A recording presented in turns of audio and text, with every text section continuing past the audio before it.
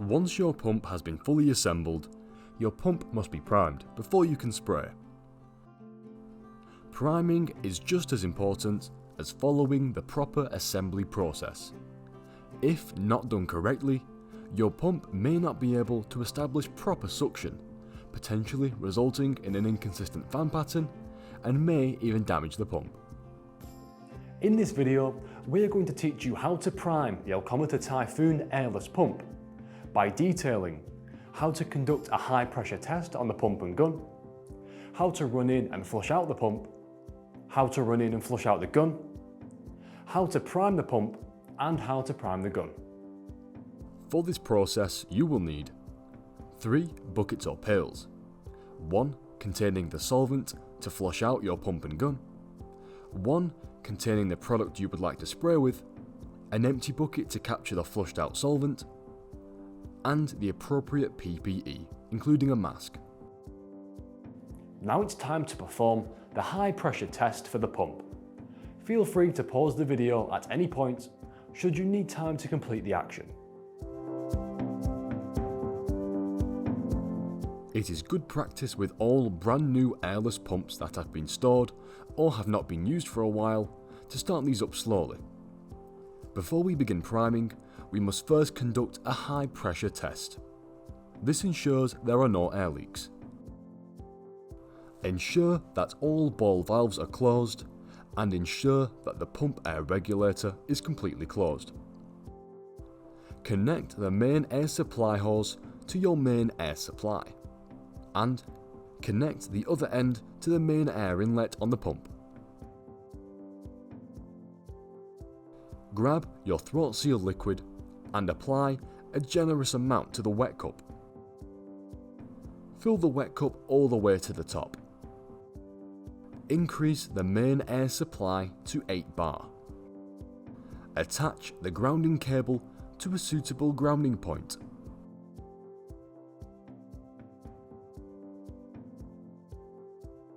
Open the main pump air supply ball valve.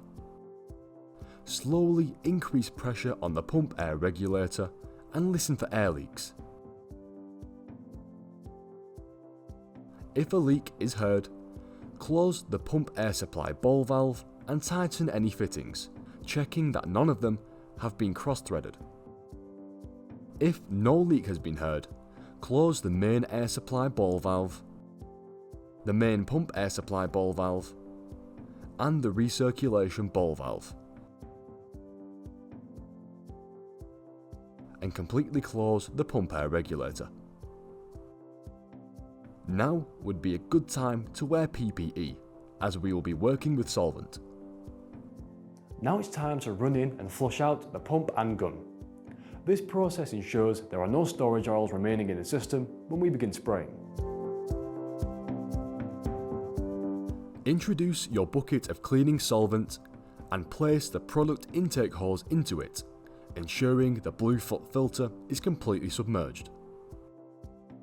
Remove the recirculation tube from the product intake hose and place it into the waste bucket. Open the main pump air supply ball valve and recirculation ball valve. Slowly increase pressure on the pump air regulator. You should hear the pump slowly ticking over. Do not start the pump at full pressure as the packings are still tight. You should begin to see a solid stream of clean solvent flowing out of the recirculation tube. Once observed, close the main pump air supply ball valve and fix the recirculation tube to the product intake hose located in the clean solvent container. Open the main pump air supply ball valve once more and slightly increase the pressure on the pump air regulator. Let your pump recirculate solvent for approximately 5 minutes. This will loosen up the packings. Once 5 minutes are up, reduce the pressure on the pump air regulator and close the main pump air supply ball valve. Uncoil the high pressure product hose. Remove the tip guard on the end of the gun. Hold the gun over the waste bucket, aiming it at the wall of the bucket, and pull and hold the trigger. Close the recirculation ball valve.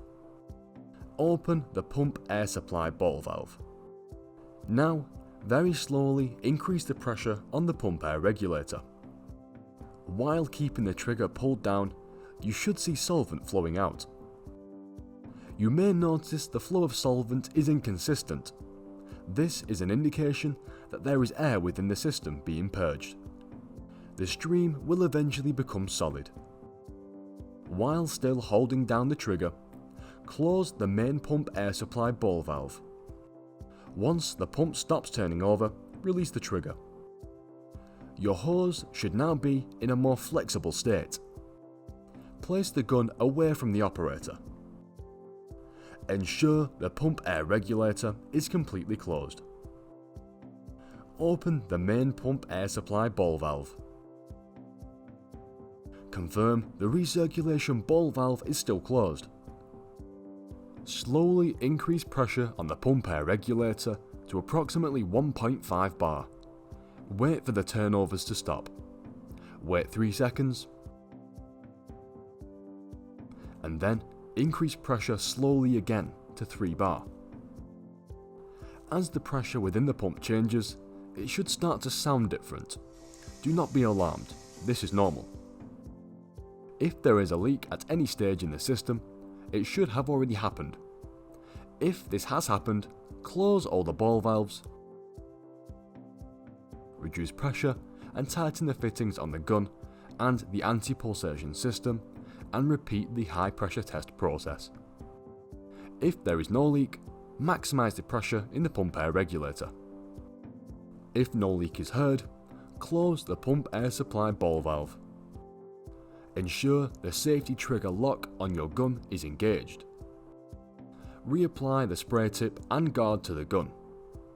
Hand tighten and decide which orientation you want your spray fan to be, horizontal or vertical. Holding the gun at arm's length away, go to the pump and very gently open the pump air supply ball valve. It should change over.